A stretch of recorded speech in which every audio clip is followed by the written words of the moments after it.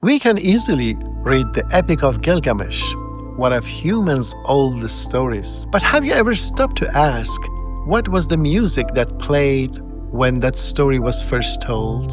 I'm Hannibal Joseph, and at the Gilgamesh Arts and Culture Foundation, we are bringing it back to life. We are resurrecting the lost musical heritage of Mesopotamia by rebuilding its ancient instruments, from the lyres of Ur to the earliest flutes and percussions. This journey requires incredible dedication, expertise, and your support.